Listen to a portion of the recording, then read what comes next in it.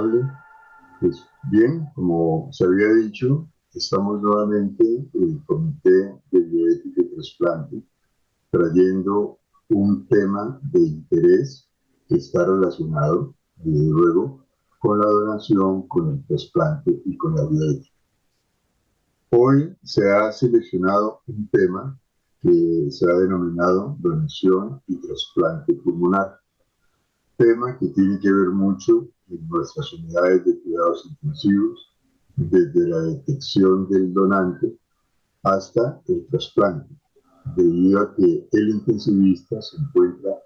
en el antes de la donación con el diagnóstico de la muerte encefálica y en el después del trasplante con el manejo del paciente post-trasplantado. Es por eso que hoy tenemos como invitado a uno de nuestros médicos intensivistas, el doctor Alejandro Granada Valderrama. Él es médico intensivista, magíster en cardiovascular, trabaja en la ciudad de Armenia y es una persona que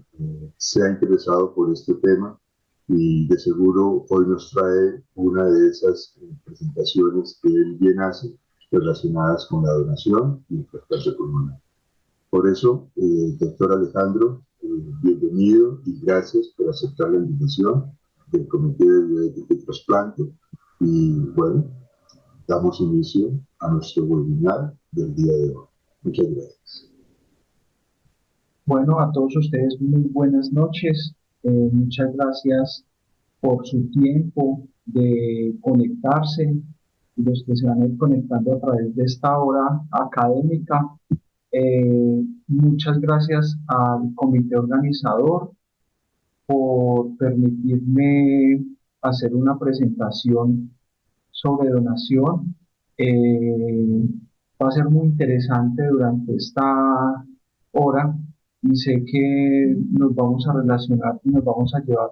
muchos conceptos para la casa y para el trabajo también, para que lo ejecutemos día a día y mejoremos ciertos puntos que el intensivista aporta para que sea efectiva una donación. En este caso, no tengo ningún conflicto de interés, mi interés netamente académico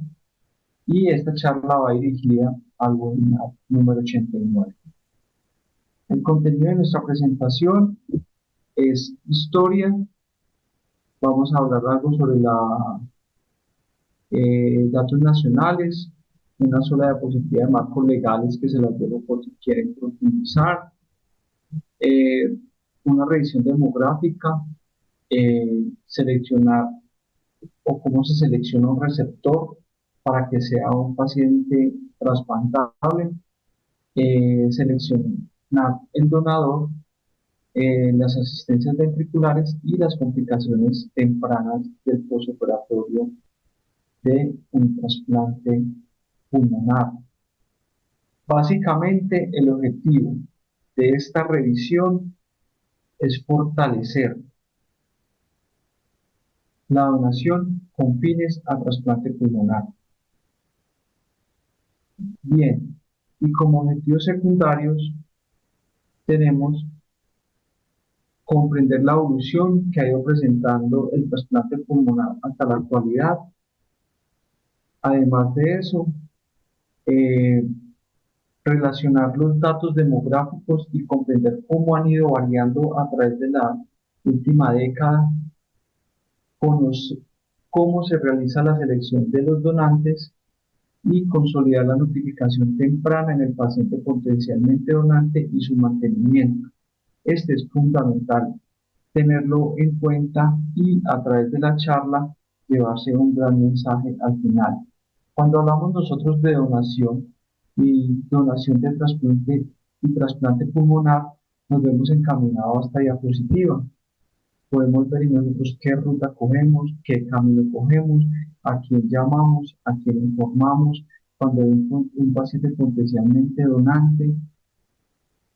Y a través de esta charla espero irles desmarañando un poco esta trayectoria y estas vías para que tengamos unos caminos más claros, para que fomente, se aumente la notificación y la posibilidad de extracción de los órganos en los pacientes. Y iniciamos con una definición. El trasplante pulmonar es un tratamiento eficaz para aquellos pacientes con una enfermedad pulmonar respiratoria crónica y progresiva a pesar de un tratamiento optimizado. A través de la historia, en 1963 se lleva a cabo el primer trasplante pulmonar, el cual es hecho por el doctor Herdy, y de allí va saliendo un número de trasplantes pulmonares en los años 60, los cuales no dieron muy buenos resultados a las terceras semanas, por no decir un 100% fallecen, pero algo muy importante de un grupo belga que a finalizar los años 60 empezaron a observar y el rechazo al trasplante pulmonar y con ello, con la venida de los inmunosupresores, eh, hallar una posibilidad terapéutica para que estos rechazos fueran menos y la prolongación de la vida y calidad de vida de estos pacientes aumentaran. Y no es más que hasta finales de los años 80 y los 90, donde empezamos a tener unos datos más puntuales en los registros internacionales, donde la mediana de supervivencia de los pacientes tiene en aumento. En los años 90 de 4.7 años, en el 2001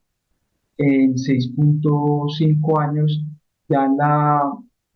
del 2010 al 2017 6.7 años, y ya estamos hablando en la actualidad, 2024, que esos pacientes tienen una sobrevida de 8.2 años. Entonces ya tener casi una década de sobrevida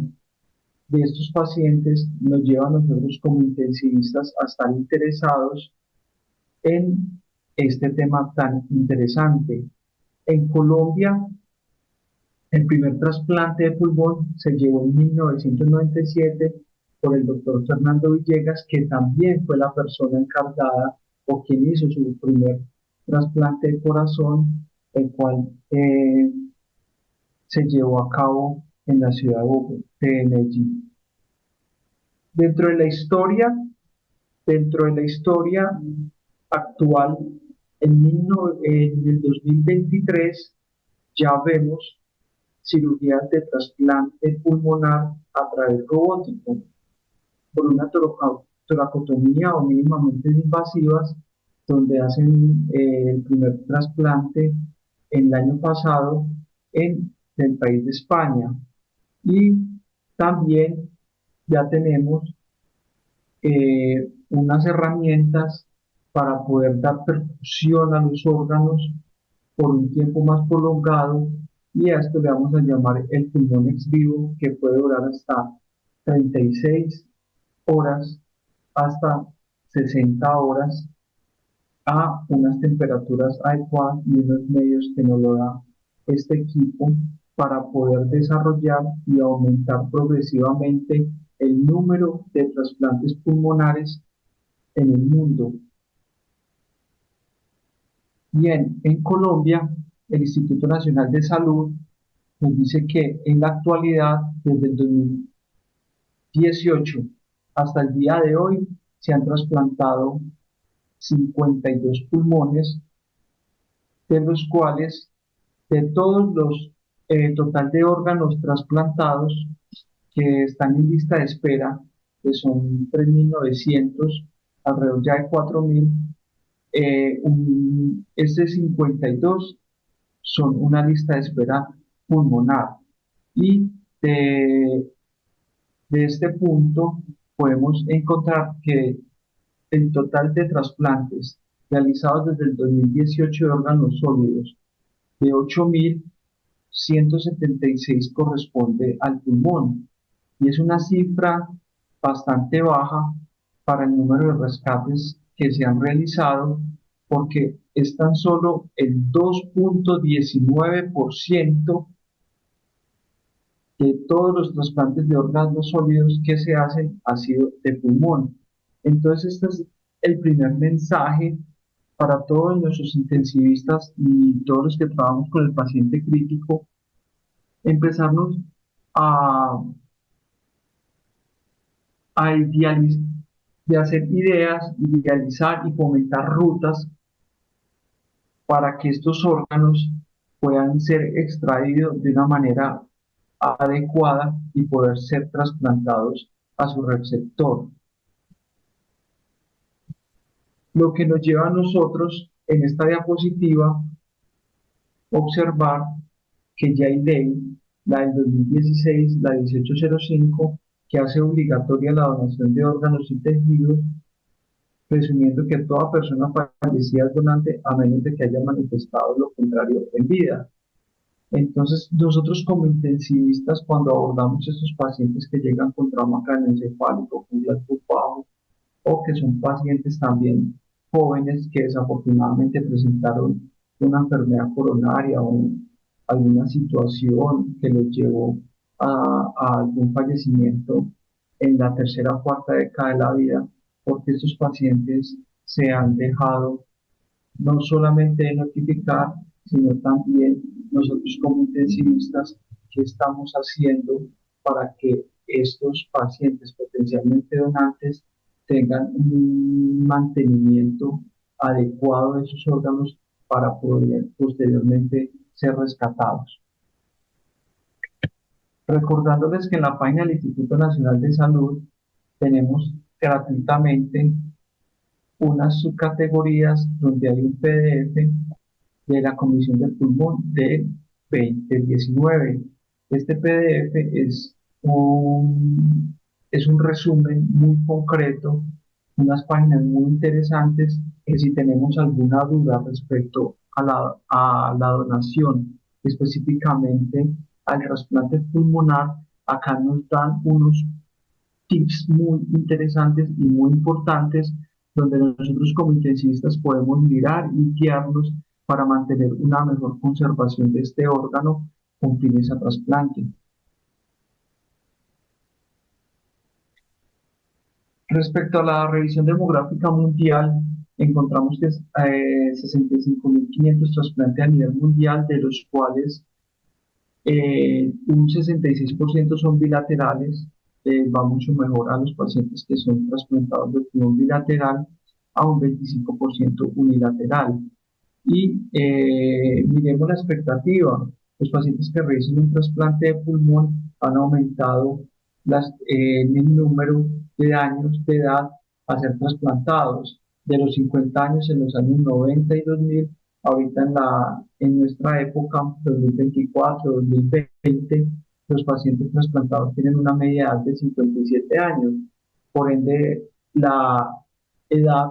ya cada vez la vamos a ver más amplia para que los pacientes sean potencialmente donantes o puedan llevar donación y los pacientes trasplantados también tengan una edad mayor.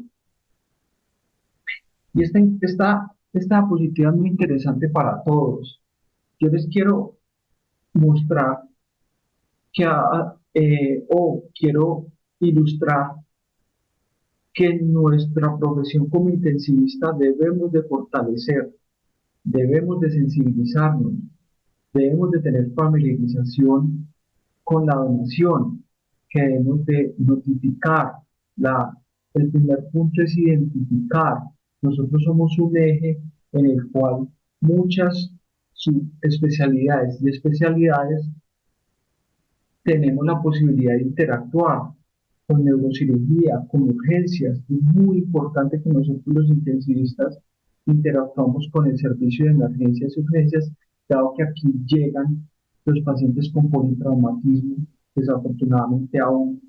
muchos en Colombia, y para llevar unas medidas tempranas, si el paciente desafortunadamente dentro de su patología o su enfermedad tiene mucho daño cerebral, etcétera, pues también tener una oportunidad con fines a donación. Indudablemente lo primero es tratar de hacer reversible la patología por la cual llega nuestro paciente. Sin embargo, Esto hace parte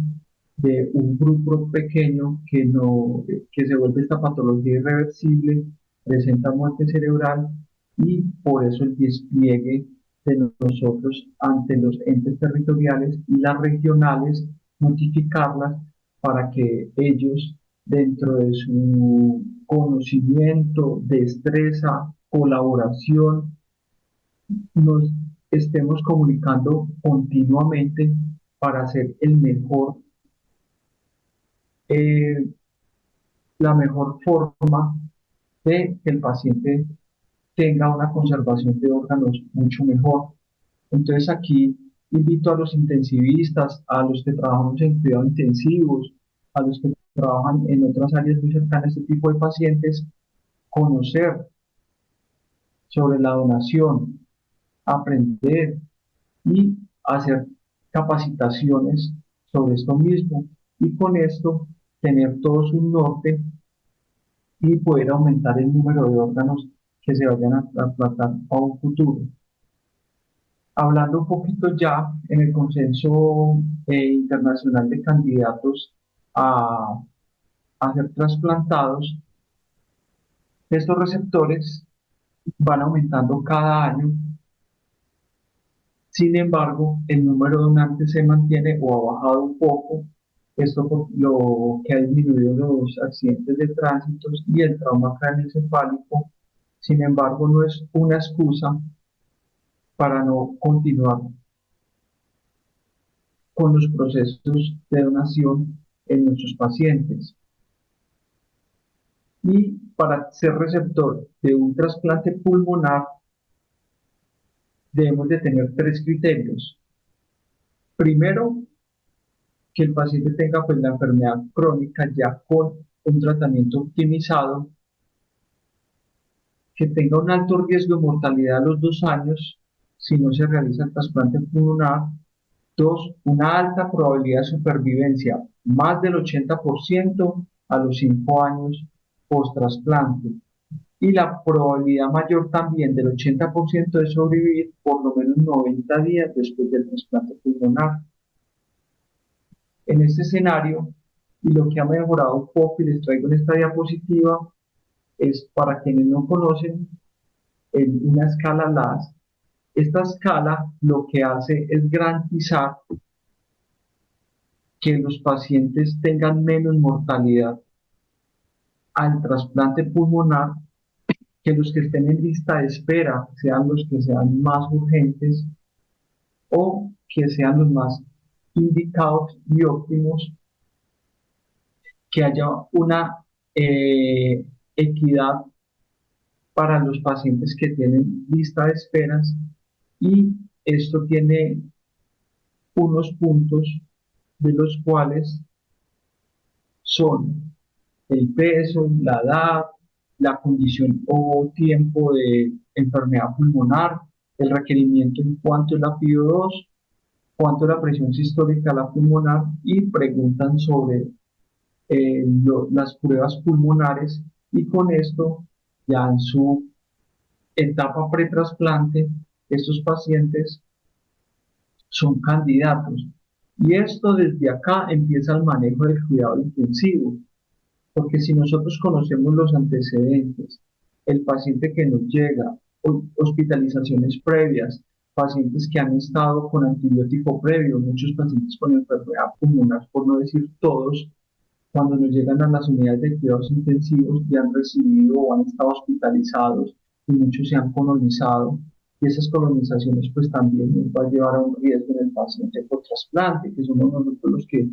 vamos a estar con el equipo y con el grupo tomando decisiones lo más posible y lo más acertadas para que no haya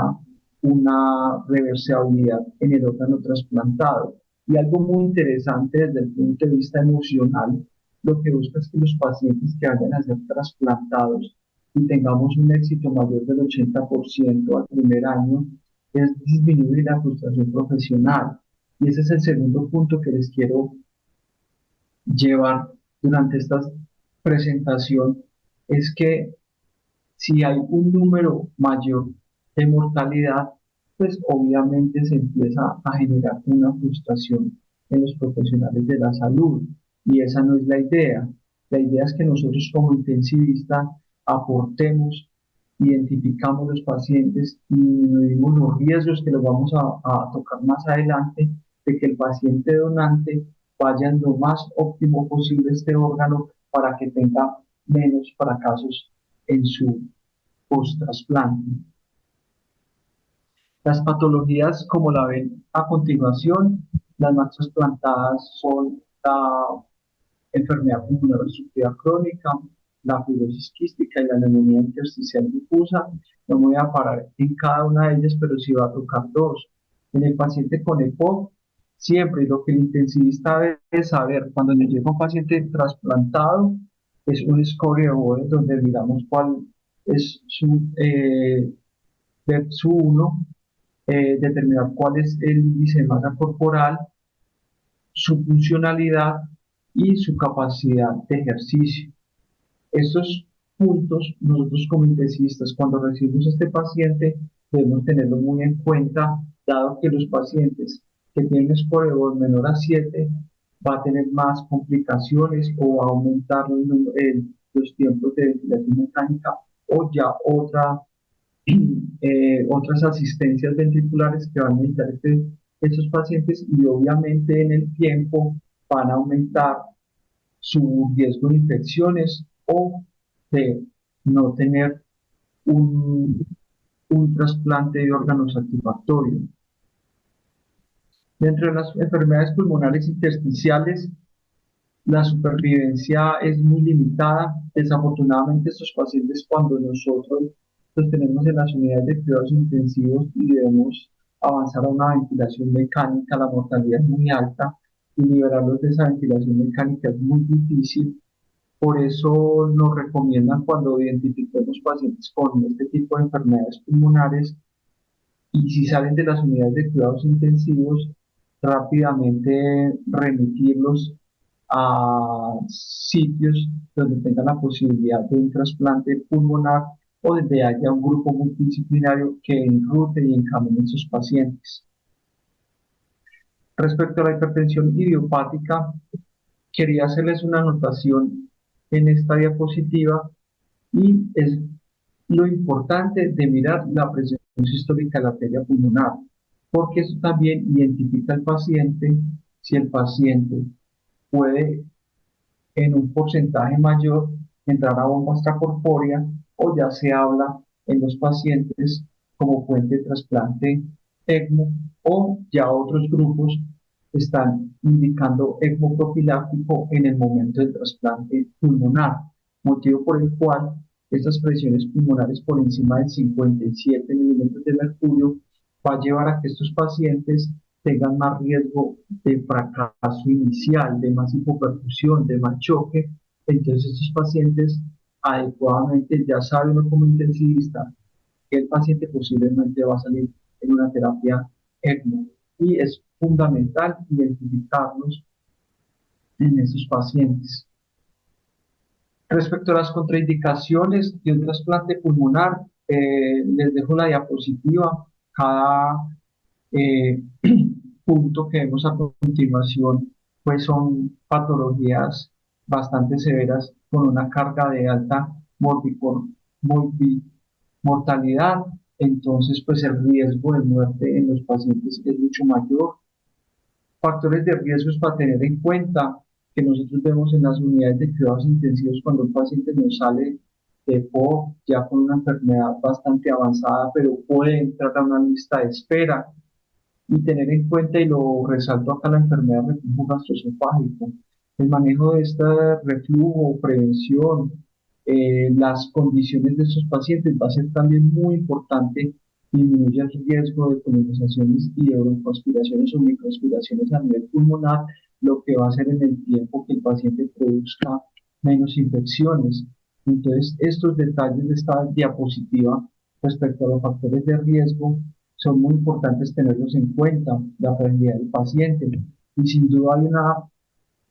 un riesgo que nos compete a nosotros como intensivistas, que es el tiempo de ventilación mecánica. A mayor tiempo de ventilación mecánica, pues afecta mayor riesgo de bilis, mayor riesgo de afectar su elastancia, mayor riesgo de que el paciente esté en unas condiciones no tan fisiológicas a nivel pulmonar, que hace de que también haya unos cambios y nos va a generar también el riesgo de infecciones y por ende también un factor de riesgo de mayor para que el paciente fracase o dure más en su tiempo de manejo en las unidades de cuidados intensivos. Consideraciones especiales: los pacientes con tumores torácicos respecto a los receptores. En el trasplante pulmonar hay que tener muy en cuenta los pacientes que han tenido poca herencia. Generalmente esos pacientes no se candidatizan para hacer un trasplante pulmonar, como les había dicho, y que haya tenido algunas infecciones recurrentes. Y en el paciente que ha tenido un SRA, un síndrome de dificultad respiratoria, cuando ha pasado a esa fibrosis un tiempo más prolongado de ventilación mecánica y tenemos un soporte como ECMO sin esperanza de recuperación de sus pulmones, pues es un paciente que puede ser candidato a un trasplante pulmonar y a una lista de urgencia. Respecto a la selección del donante, la tasa de donantes que tenemos nosotros es baja. Eh, Sin embargo, en, en el Reino Unido, en Estados Unidos, ha aumentado un poco la tasa de donación de estos pacientes, y es porque ya hay unos pacientes candidatos a ser donantes con unos criterios de extensión, lo que se ha logrado que estos pacientes puedan ser eh, o aumentar el número de donantes. La optimización del donante como donantes extendidos y algo muy importante que en los últimos años viene generando un alto impacto y es la donación en las historias con las medidas de ECMO, de membrana de oxigenación extracorpórea, donde nos permite que estos pacientes por un tiempo mantener perfusión de los órganos que pueden ser extraídos con fines a la donación. Y respecto a Colombia, ha aumentado en el 2018 de 17 órganos trasplantados y el año pasado a un número total de 36 órganos trasplantados. Todavía conservamos un porcentaje inferior al 5% de todos los órganos sólidos trasplantados en el país. La tasa sigue siendo muy limitada y esta es la tarea o una tarea que les quiero compartir a cada persona que está conectada al cuidado intensivo en esta charla, y es que nosotros tenemos no solamente la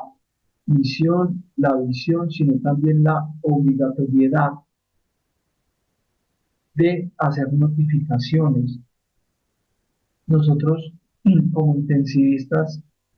y líderes, algunos de las unidades de cuidados intensivos, debemos de generar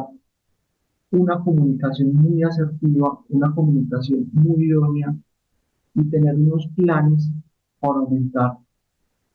el número de donantes y la calidad del órgano. Esto haciendo énfasis en que a pesar de que el paciente esté casi en muerte cerebral, no significa que no mantengamos sus cabeceras mayor a 30 grados, de sus cierres de funciones antes de los cambios de posiciones, de las higienes orales adecuadas, de las mortalidades, de las otras patologías comórbidas que tenga el paciente de tratarlas. De nosotros depende mucho el aprovechamiento de estos órganos, evitar la infección, por favor, evitar mucho la neumonía asociada a cuidados la neumonía asociada a la ventilación mecánica, aunque es muy difícil determinar quiénes pueden presentarla. Nosotros como intensivistas podemos determinar en unos momentos, cuando pasamos la revista, cuando volvemos a ver nuestros pacientes, que decirle al grupo que esos pacientes deben de tener una conservación de órganos óptima, y más si se ha notificado y consideramos que el paciente va a tener o no va a tener una recuperabilidad de la patología, en este caso intracerebral. Respecto a la selección del donante, eh, las causas más frecuentes de rechazo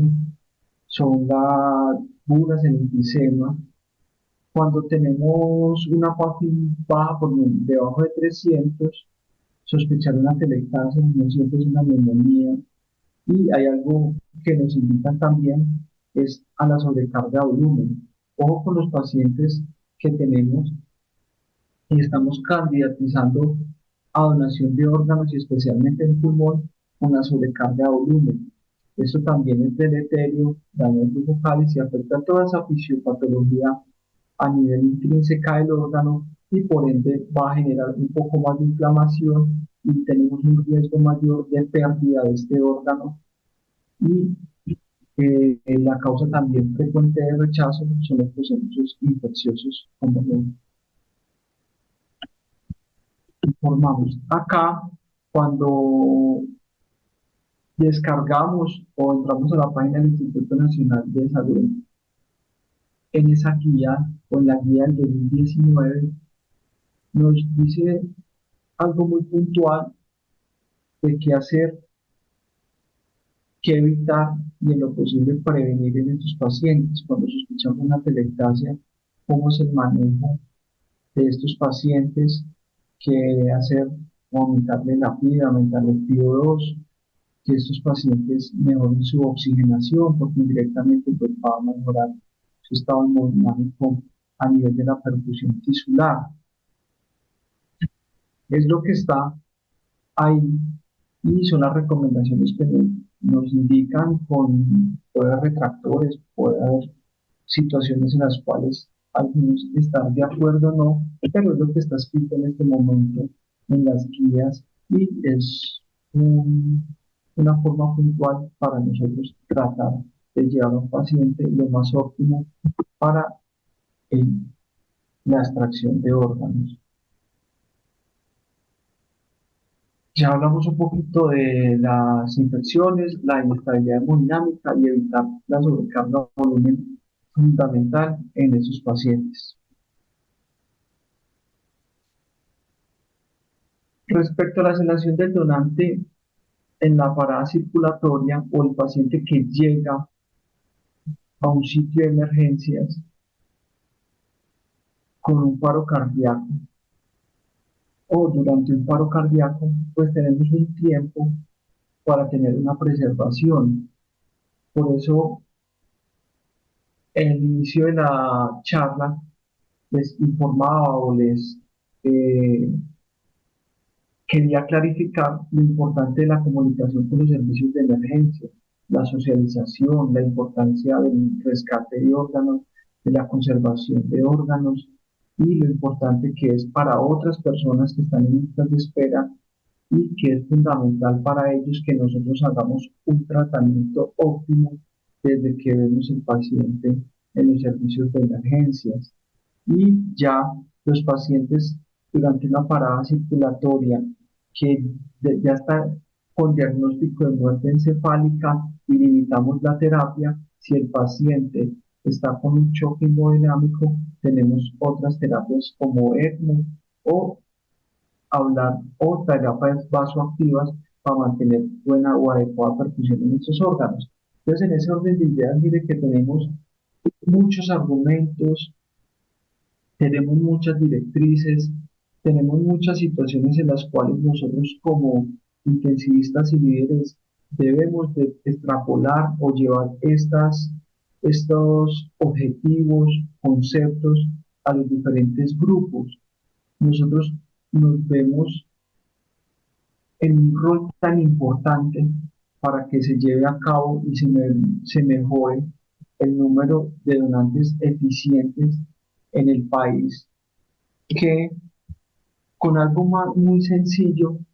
identificación temprana y de notificación temprana, ya estamos empezando a trabajar con esto y que aumente el número de donaciones a sus pacientes que están detrás de bambalinas, esperando que nosotros hagamos el mejor trabajo, un trabajo óptimo, informar de que esos órganos se conserven para que esa persona que está con su patología, en este caso pulmonar avanzada, con una oxígeno suplementario, en un área de hospitalización, en una terapia intensiva, con la esperanza de que nosotros realicemos un óptimo trabajo para que ellos puedan ser trasplantados en un momento y ojalá en un tiempo más temprano. Los pasos es los que se han hablado, los que se han informado y algo muy importante en esta diapositiva es que cuando hay sitios por las diferentes regionales y se notifica también la posibilidad de ofertar esos órganos. Si no tienen un paciente, porque el pulmón pues requiere unas características individuales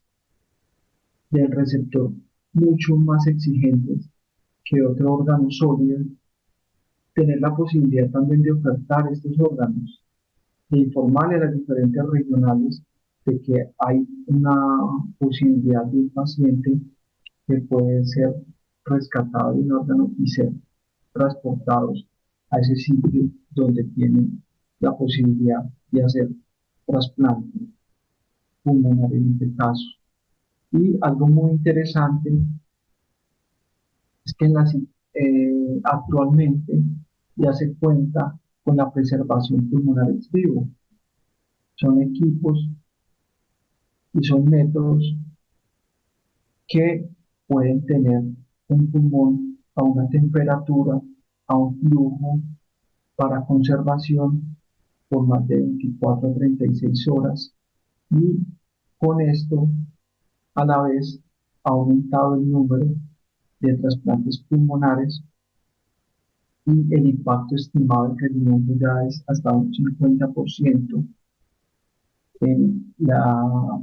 Hospital de los Condes de Chile. Nos nos informa una narrativa en este artículo muy interesante donde el despliegue del trasplante pulmonar ha aumentado exponencialmente con la medida o con estos equipos de tecnología de esta década, donde se puede hacer enfriamiento y calentamiento de los pulmones de una forma controlada para que los tejidos se conserven de una manera mejor y pueda llegar hasta el receptor. También respecto a algo nuevo y que ha mejorado el número de trasplantes de pulmón es el trasplante tipo split o dividido, ¿sí? Donde seleccionan el pulmón izquierdo y como estos pacientes o algunos tienen índices de masas corporales muy pequeños, principalmente los pacientes que tienen fibrosis quística, entonces son métodos que este pulmón, el lóbulo superior izquierdo, lo dejan en el hemitórax izquierdo-derecho y a la vez el segmento o el lóbulo restante en la otra cavidad y queda como un trasplante pulmonar compartido y la posibilidad de estas personas que por su cuestión patológica crónica son delgadas o tienen un índice de masa corporal pequeño o una cavidad torácica menor, tener la posibilidad de que estos pacientes no esperar hasta el donante óptimo, sino que la misma estabilidad de los grupos de trasplante de órganos sólidos, en este caso pulmón, han tenido la posibilidad de hacer este tipo de trasplantes con muy buena sobrevida y con buenos resultados. Respecto a las asistencias cardiorrespiratorias en trasplante pulmonar, no me voy a detallar, dado que en conversaciones de hace 2 meses aproximadamente hablamos o nos informaron dentro de esas charlas tan interesantes ECMO como puente a trasplante y en paros cardiorrespiratorios. Sin embargo, es una alternativa muy importante y muy interesante para los pacientes que pueden ser donantes durante la extracción, al terminar la extracción en el paciente receptor y en los pacientes que nosotros vemos en las unidades de cuidados intensivos, pero sí quiero hacer un énfasis en los pacientes que tenemos en las unidades de cuidados intensivos y principalmente cuáles son candidatos a un ECMO temprano. En esta clasificación propuesta por la Sociedad Internacional de Trasplante de Corazón y Pulmón, vemos el grado 3, donde es un paciente que en las primeras 72 horas presenta un edema pulmonar sin causa clara, donde vemos una hipoxemia severa con una PAFI menor a 200 y hemos descartado otras causas de la misma. Estos pacientes se benefician de un ECMO temprano en las primeras 24 horas. Entonces nosotros como intensivista identificamos rápidamente el paciente que empieza a hacer estos cambios y estos cambios se hacen en horas y es bastante agresivo, motivo por el cual toca o se deben tomar decisiones y estas alternativas de forma temprana con el fin de conservar esos órganos y darle una mejor sobrevida a los pacientes.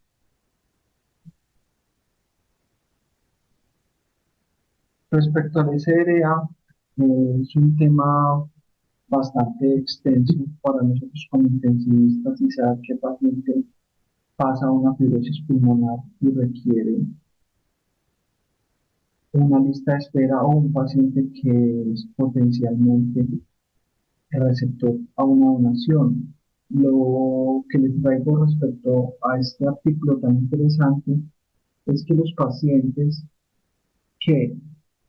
se pasaron a terapias extracorpóreas antes de la primera semana de ventilación mecánica y luego fueron candidatos a ser receptores y a ser pacientes con un trasplante de órgano tienen una sobrevida del 78 y el 82% al primer año. Entonces, el SRA siempre para nosotros es un reto en cualquier instancia, en cualquier sitio donde hagamos cuidado intensivo, pero siempre pensar en que si el paciente presenta cambios rápidos y no va a tener recuperabilidad de este pulmón, es una alternativa de estos pacientes. Remisión temprana a ECMO con fines a que el paciente pueda ser trasplantado. En esta diapositiva quería informar y quería mostrar estos puntos que debemos de tener los intensivistas con claridad.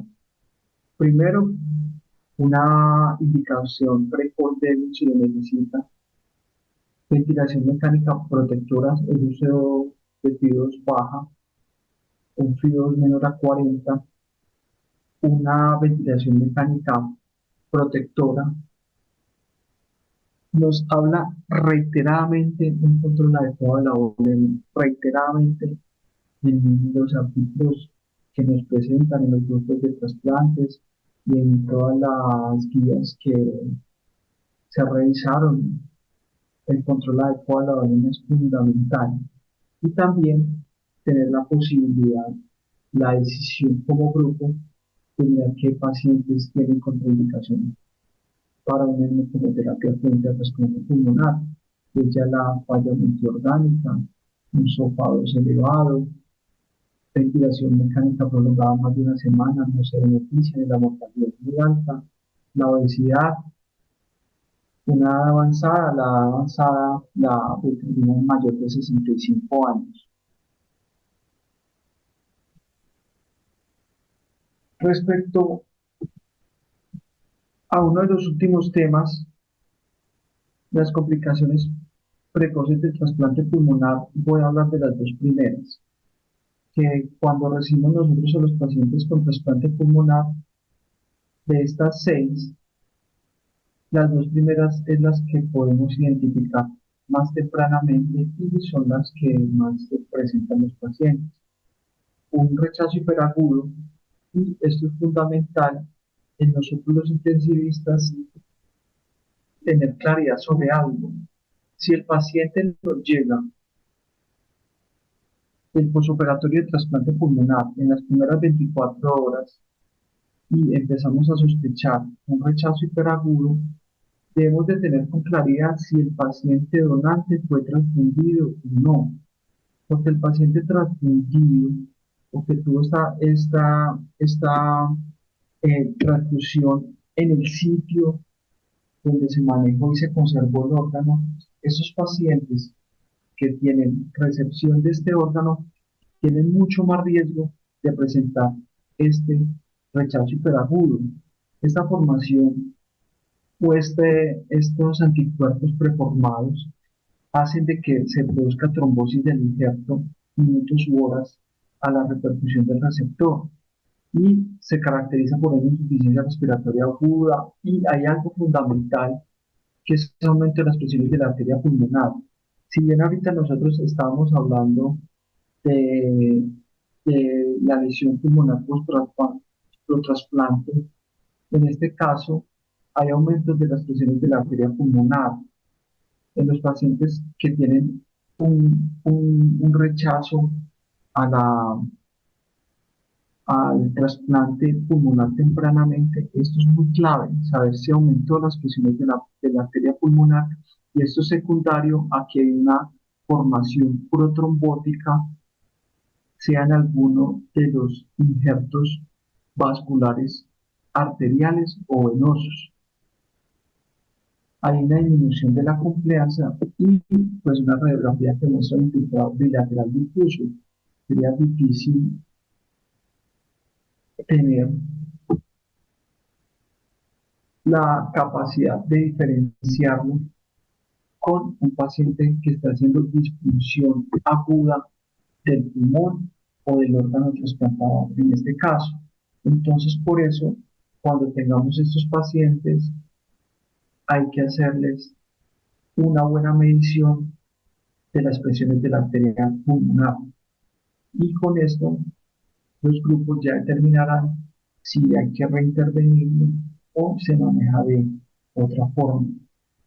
Bien, en este caso, hacer radiografías seriadas las primeras 6 horas, a las 24, 48 y 72 horas. Algo que no encontré en la revisión es qué tan benéfico es la ecografía pulmonar en el trasplante pulmonar. Siempre nos invitaban a un control radiológico. Obviamente un paciente llevar un control de tomografía si tiene ECMO o diferentes asistencias, pues es un poquito más complejo ese traslado, pero es una tarea que nos queda es determinar el beneficio de la ecografía pulmonar en el trasplante pulmonar. No hay mucho sobre este tema o sobre esta indicación en la cual nos podría determinar o colaborar o ayudar mucho desde el punto de vista en el momento de realizar una ecografía a nivel pulmonar. Sin embargo, ahí dejo la puerta abierta y desarrollar, ¿por qué no?, el interés para poder mirar y determinar qué pacientes y cómo son los cambios a nivel de una ecografía pulmonar en el paciente con trasplante pulmonar. Y esta es una diapositiva ya para terminar muy interesante, donde el intensivista desde el momento en el cual aborda a un paciente potencialmente donante y este paciente fue rescatado de órganos para con fines de trasplante a otra persona, lo que nosotros podemos hacer desde la unidad de cuidados intensivos con la prevención y con evitar principalmente broncoaspiración y la ventilación mecánica prolongada. No es nada más de estar pendiente nosotros el día a día, nuestro grupo,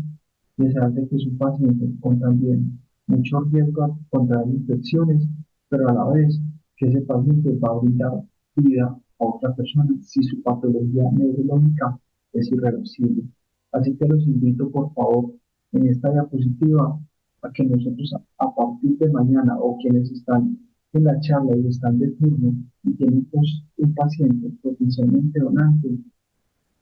darles y brindarles desde el punto de vista ético, formativo y profesional todo el alcance para que sus pacientes tengan lo más óptimo en los órganos para ser trasplantados. Y es muy importante para nosotros como intensivista y el mensaje es de que el paciente cuando sospechamos disfunción primaria del injerto, ventilarlo a las características del donante. Entonces ya no solamente vamos a saber el voz del paciente donante y del paciente receptor, no solamente vamos a tener en cuenta si fue transfundido o no, el tiempo de ventilación mecánica del donante, sino que también debemos de saber las características del paciente donante, tanto peso, talla, cómo fue ventilado, por cuánto tiempo fue ventilado, si el paciente dentro de sus estudios de colonización estuvo positivo o no para un germen, y la ventilación mecánica se hace con las características del donante, no del receptor. Para ir terminando, dentro de las complicaciones en el primer año, infecciosas. Después del primer año al tercero o cuarto, podemos tener en los pacientes la bronquiolitis obliterante. Entonces, en esta diapositiva podemos ver en el tiempo cómo las infecciones van disminuyendo en las complicaciones tardías, pero es una de las que se presentan complicaciones tempranas. Pero la eh, bronquiolitis obliterante la podemos ver después de 2 años del trasplante pulmonar. También en el posoperatorio inmediato, esta diapositiva, tratamiento inmunosupresor y una sola diapositiva del manejo de la profilaxis o las infecciones. Es difícil, es retórico, es muy complejo el manejo de las infecciones porque debemos de tener muchas situaciones en cuenta. Primero, la epidemiología de donde fue el donante. Dos, las comorbilidades del receptor, si está colonizado, si el paciente recibió tratamiento antimicrobiano, si el paciente ha tenido tratamiento antimicótico. Entonces, este manejo de la profilaxis infecciosa sí se lo dejo, o cada institución debe tener su guía, conjunto infectología, grupo trasplantador, y siempre tener en cuenta la epidemiología donde fue rescatado el paciente donante, porque es el único órgano que queda expuesto al medio ambiente, motivo por el cual también las infecciones es difícil y un punto que nos puede traspapelar la evolución adecuada de un paciente con trasplante pulmonar. La supervivencia ha aumentado en los últimos años. 2020 ya tenemos a un año sobre casi el 82% y a los 5 años sobre el 57%. Respecto a la calidad de vida, muy interesante hacer las escalas de calidad de vida. Se ha visto la mejoría del dominio funcional de nuestros pacientes y muy interesante una revisión de un residente conjunto a profes respecto al desenlace de la calidad de vida del paciente sometido a trasplante de pulmón. Se los dejo ahí en la diapositiva quien esté interesado en profundizar en Colombia, acá decirles de que no solamente órganos, tejidos blandos, que ya son cada vez más trasplantados, pero como vemos atrás en fila, el pulmón y ese pulmón para ser trasplantado depende también mucho de nosotros y trabajo como equipo y los invito a que ese fuselaje al lado izquierdo vemos que estamos organizando y somos nosotros conjunto un grupo que también le damos, puede dar buena forma al pulmón y tener la oportunidad de que el paciente receptivo o que tiene recepción de ese órgano esté garantizando o le garantizamos de que nosotros como intensivistas conservamos muy bien el paciente potencialmente donante. La comunicación es fundamental, el tiempo y el grupo multidisciplinario. Y conclusiones, trabajo en equipo, notificar tempranamente y continuamente en comunicación con red de donación y trasplante, tener guías de socialización del manejo y conservación del donante en las unidades de cuidados intensivos. Las características de los pacientes nos plantean nuevos retos, tales como el aumento de la edad, las comorbilidades de esos pacientes, identificación y manejo temprano de la disfunción primaria del injerto, si el paciente está en el primer al tercer día post-trasplante, aunque puede ser también tardío, y no olvida las características del donante. Y por último, la principal conclusión es incentivar la importancia y aumentar el número de pacientes donantes en Colombia. Con esto espero haberles dejado un trazo un poco menos caótico que la diapositiva del inicio y no más que decirle a ustedes muchas gracias por la invitación y espero haberles hecho un recorrido por donación y en este caso por el órgano del pulmón con fines a ser trasplantado y trasplantado. Muchas gracias a ustedes y espero haberles dejado los mensajes para que se lleven a sus trabajos. Bueno, muchas gracias,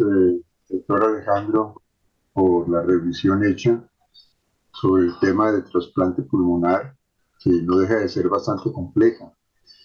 Y bastante compleja en el sentido de que muchos de los médicos de las unidades de cuidados intensivos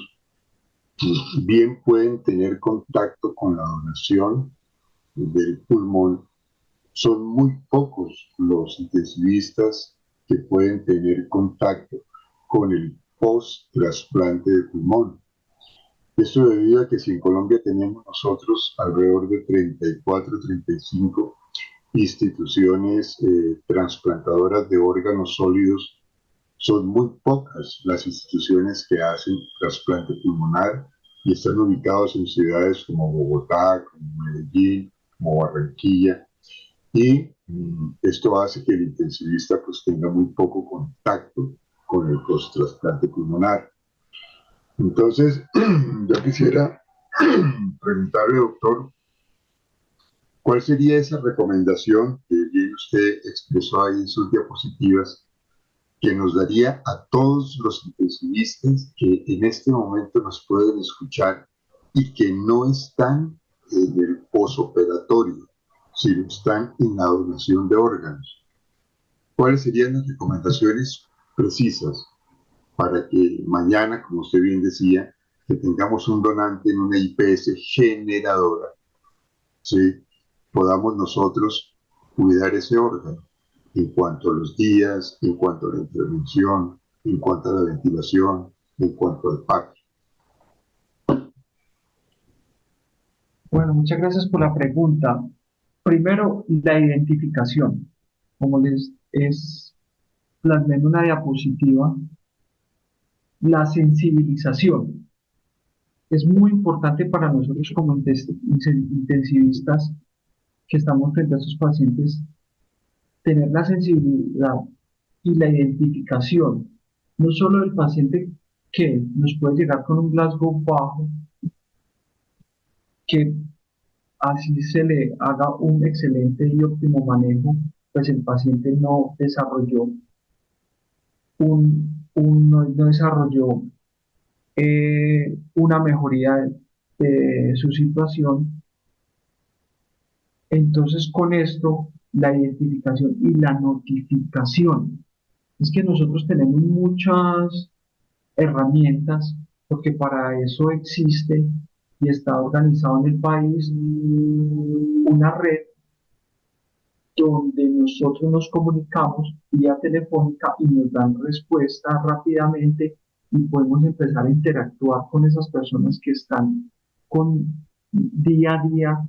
con más familiarización con estos pacientes y nos pueden asesorar. Entonces el primer mensaje es comunicación. El intensista se debe comunicar. Y dos, dentro de la sensibilización es recordar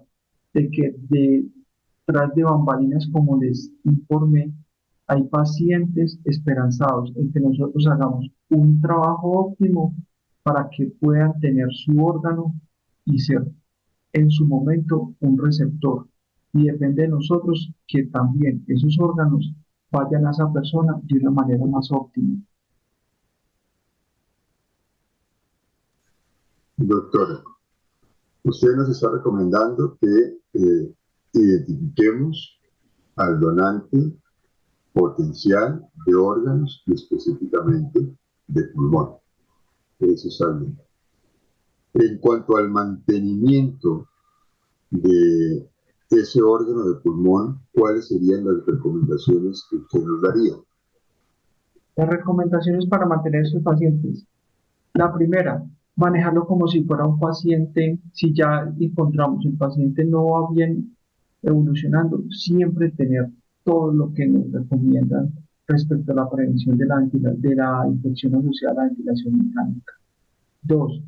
mantener la perfusión tisular, mantener unas tensiones arteriales óptimas para que estos órganos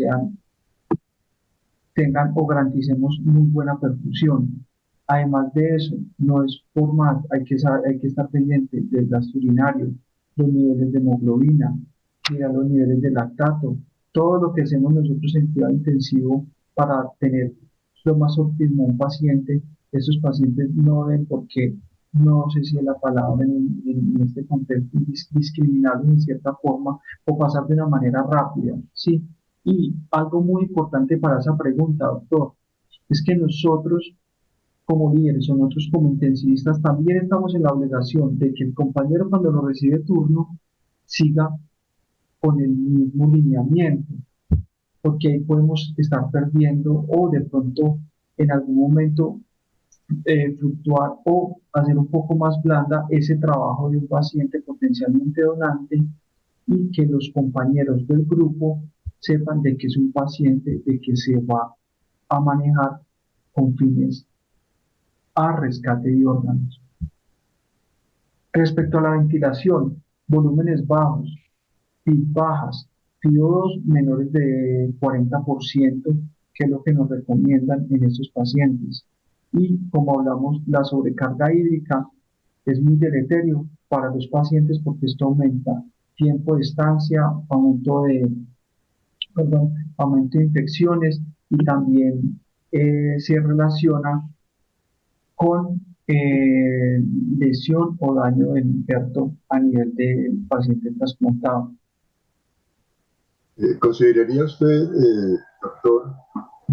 que si un médico de la unidad de cuidados intensivos tiene una fracción inspirada de 40, como bien mencionó, o de 60, y tiene un PAFE de 290 y tiene atelectasias, consideraría que es un paciente en el cual no podríamos ofertar esos pulmones o tendríamos Sí, alternativas? no, este paciente se puede ofertar, no está infectado, porque ya tiene que ver la sumatoria de otras cosas, aumento de las secreciones, fiebre, si baja la PAFI, hacer las estrategias como nos lo recomiendan las guías, como lo tienen del 2019 del Instituto Nacional de Salud, aumentar su PIB, dejarlo por un tiempo, 20 minutos, para mejorar esa oxigenación, volver a tomar radiografía de tórax. Entonces estos pacientes pueden ser en su momento donantes, pero hay algo muy importante, que los estudios de estos pacientes es sobre el nivel del mar. Si yo voy a traspolar esos números en Bogotá, pues están más altos, entonces los pacientes van a tener unas PAFIs más bajas, pero no significa que el paciente no sea potencialmente donante. Tener en cuenta que los estudios más que todo italianos de estos pacientes y belgas fueron sobre el nivel del mar. Entonces, son PAFIs que son sobre el nivel del mar. Nosotros tenemos acá un territorio bastante fluctuante de respecto a donde están las ciudades, unas con más alturas que otras. Ok, bueno, gracias, doctor. Yo creo que ya en áreas del tiempo veo que en el chat no hay preguntas específicas. ¿Cuál sería la recomendación ya finalmente para cerrar nuestro webinar del día de hoy que usted nos daría a nosotros con relación a la prueba de apnea a esos pacientes que son candidatos para trasplante pulmonar? Bueno, esa es una pregunta bastante, porque el test de apnea es un, un proceso que lo que nos va a decir es que el paciente está en muerte cerebral. Entonces es pilar fundamental para los grupos que están o las regionales que están, nosotros hacer un test de apnea óptimo y adecuado. Debemos de garantizar que quien dirige,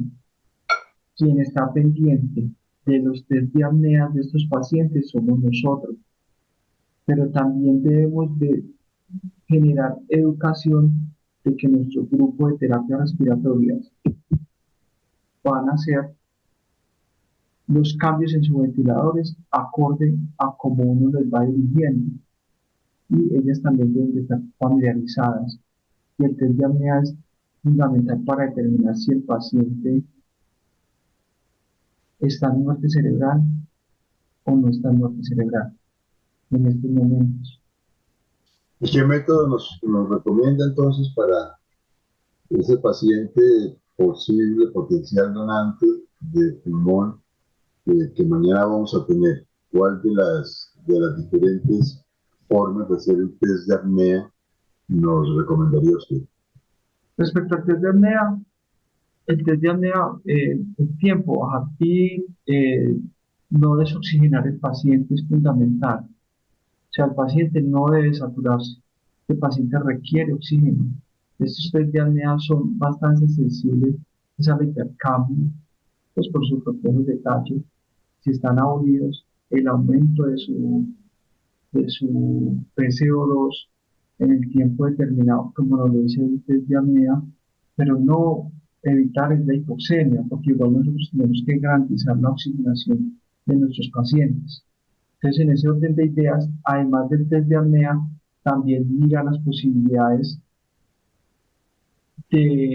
a la mano si tenemos la posibilidad de doble transcraneal o observar la posibilidad de estos pacientes de tener una arteriografía cerebral o una panangiografía, puesto pues que aparte del test de apnea también tiene que tener un diagnóstico clínico de un paciente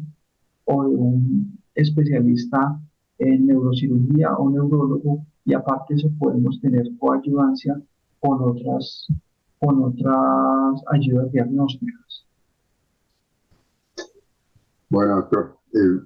es importante también que en la prueba de apnea para estos pacientes de trasplante pulmonar, pues evaluar la técnica de la prueba de apnea, porque si la prueba de apnea se puede hacer con CPAP, ¿ok? O se puede hacer con tubo en T, con válvula de PIP, o se puede hacer con el tubo traqueal con una sonda de oxigenación.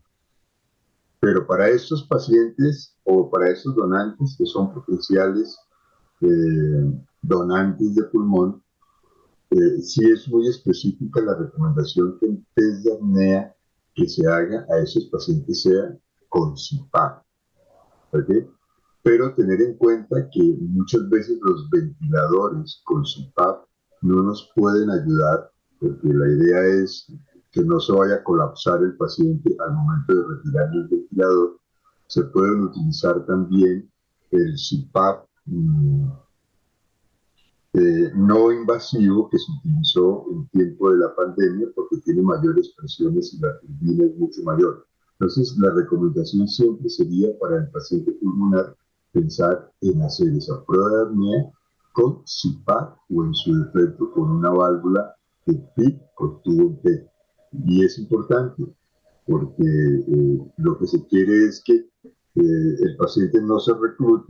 desreclute y se colapse, porque puede aumentar la atelectasia y eso genera problemas. Bueno, doctor, pues muchas gracias. De verdad que ha sido muy interesante la revisión que ha hecho, los aportes que ha hecho. Y bueno, esperemos que muchos intensivistas a partir de hoy se motiven por la donación de órganos y específicamente por la donación de pulmón, que sí Colombia necesita, porque es un órgano de todos el que menos tiempo de isquemia que pueda aguantar. Por eso usted mostraba una diapositiva ahí de los tiempos de isquemia del transporte. En un país como el nuestro, donde nosotros podemos tener transportes aéreos de una ciudad a otra, no puede ser bien de una hora, nos podemos gastar otra hora en llevar el órgano del aeropuerto a la institución y 3 horas de isquemia de un pulmón, pues eso hace que el pulmón no sea viable, porque pues el tiempo de isquemia promedio que se maneja es de una hora, luego sigue el corazón, luego sigue el hígado y luego sigue el riñón. Entonces, tener en cuenta todos esos detalles y bueno, tenemos que seguir pensando en donación y en trasplante. Hoy hablamos de trasplante pulmonar, posiblemente en otra de nuestras reuniones, doctor, podríamos hablar de trasplante cardíaco y podríamos hablar de cualquier otro órgano. Le agradezco mucho la atención, su participación, su aporte y a todas las personas que estuvieron conectadas durante este tiempo, que haya sido de su beneficio y su beneplácito. Así que muchas gracias a todos y bueno, nos vemos en nuestro próximo webinar del Comité de Bioética y Trasplantes. Muchas gracias a todos y hasta la próxima.